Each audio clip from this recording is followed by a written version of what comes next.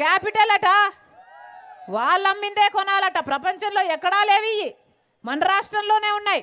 నాసిరకం మందు, కల్తీ మందు. ఈ మందు తాగి, ఈ లిక్కర్ తాగి మన రాష్ట్రంలో 25% మంది, ఎక్కువ మంది చచ్చిపోతున్నారు. లివరు, కిడ్నీలు చెడిపోయి. ఒక హెల్త్ చెక్ లేదు, ఒక ఆడిట్ లేదు, ఓన్లీ క్యాష్ అట. సేల్స్ ట్యాక్స్ ఎంత, సెంట్రల్ ట్యాక్స్ ఎంత, ఎక్సైజ్ ట్యాక్స్ ఎంత కడుతున్నారా లేదా? ఒక ఆడిట్, ఒక పాడు, ఒక పద్ధతి ఏదైనా ఎడిచాయా మన రాష్ట్రంలో? వీళ్ళ రాజశేఖర రెడ్డి గారి ఆశయాలను నిలబెట్టేది. మళ్ళీ చెప్తున్నాం అన్న, ఒకవైపు చంద్రబాబు గారు ఉన్నారు, ఒకవైపు జగన్మోహన్ రెడ్డి గారు ఉన్నారు. వీళ్ళిద్దరిలో ఎవరికి ఓట్లేసినా బీజేపీకి ఓటేసినట్టే. మన ప్రపంచంలో, మన దేశంలో బీజేపీ అంటే భారతీయ జనతా పార్టీ ఏమో కానీ, మన రాష్ట్రంలో మాత్రం బీజేపీ అంటే బాబు, జగన్, పవన్. బీజేపీ అంటే బి అంటే బాబు, జే అంటే జగన్, పి అంటే పవన్. వీళ్ళ ముగ్గురులో ఎవరికి ఓట్లేసినా ఓటు బీజేపీకే పోతుంది. బీజేపీకి ఓటేస్తే మళ్ళీ మనకు వెన్నుపోటే పొడుస్తారు. బీజేపీ మనకు ప్రత్యేక హోదా ఇవ్వదు, పోలవరం ప్రాజెక్ట్ ఇవ్వదు, మనకు రాజధాని ఇవ్వదు, ఇక్కడ కట్టాల్సిన కాలేజ్, యూనివర్సిటీ, ట్రైబల్ యూనివర్సిటీ ఇవ్వదు. ఏ ఒక్క మేలు చేయకుండానే బీజేపీ పార్టీకి గులాంగిరి చేస్తున్న వాళ్ళు ప్రతిపక్ష నాయకుడు, పాలకపక్ష నాయకుడు.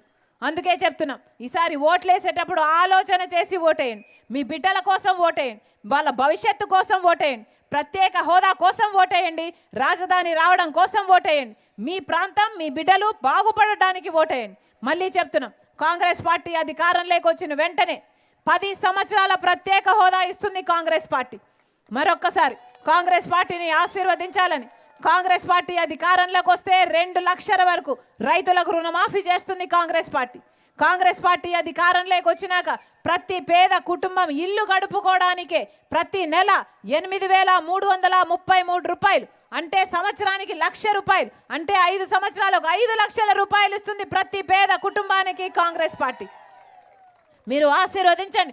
ఉపాధి హామీ కింద కనీస వేతనం 400 రూపాయలు చేస్తుంది కాంగ్రెస్ పార్టీ ప్రతిరోజు. మీరు ఆశీర్వదించండి. మన బిడ్డలకు ఉద్యోగాలు రావాలన్నా, పెన్షన్ 4,000 రూపాయలు కావాలన్నా, వికలాంగుల పెన్షన్ 6,000 కావాలన్నా కాంగ్రెస్ పార్టీ అధికారంలోకి రావాలి. రాజశేఖర రెడ్డి గారు 40 లక్షల ఇందిరమ్మ ఇల్లులు కట్టాడు. మళ్ళీ అలా ప్రతి పేదవాడికి, ఇల్లు లేని వాడికి ఇల్లు రావాలి అంటే మళ్ళీ కాంగ్రెస్ పార్టీ అధికారంలోకి రావాలి.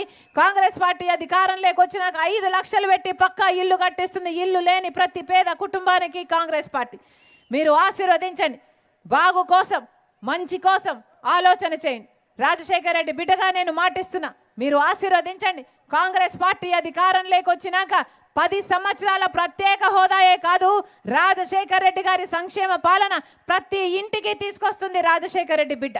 మరొక్కసారి కాంగ్రెస్ పార్టీ ఎమ్మెల్యే అభ్యర్థిగా శెట్టి గంగాధర్ అన్న గారు నిలబడుతున్నారు.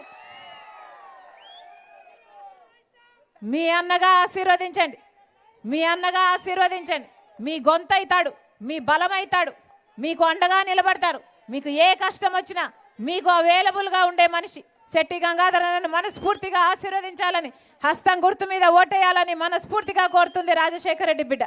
అలాగే ఎంపీ అభ్యర్థి, ఇండియా బ్లాక్ ఎంపీ అభ్యర్థి, CPI candidate, CPM candidate Appal Narsaiah garu గొప్ప మెజారిటీతో గెలిపించాలని మనస్ఫూర్తిగా కోరుతున్నాం. అన్న, పార్లమెంటులో మీ గొంతు వినిపించే వాళ్ళు కావాలి. ఇప్పుడు ఉన్న ఎంపీలు ఏ ఒక్కరూ ప్రత్యేక హోదా గురించి మాట్లాడలేదు, మీ హక్కుల గురించి మాట్లాడలేదు, మన హక్కుల గురించి మాట్లాడలేదు.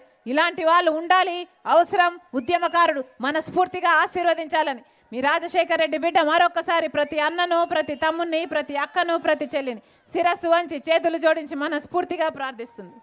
జోహార్ వైఎస్ఆర్, జోహార్ వైఎస్ఆర్. హస్తం గుర్తుకే, హస్తం గుర్తుకే, హస్తం గుర్తుకే. అన్న, హస్తం గుర్తు, రాజశేఖర రెడ్డి గారి గుర్తు, హస్తం గుర్తు, అభయ హస్తం, చెయ్యి గుర్తన్నా. అమ్మ, చెయ్యి లేకపోతే ఏది లేదు. ఆశీర్వదించండి.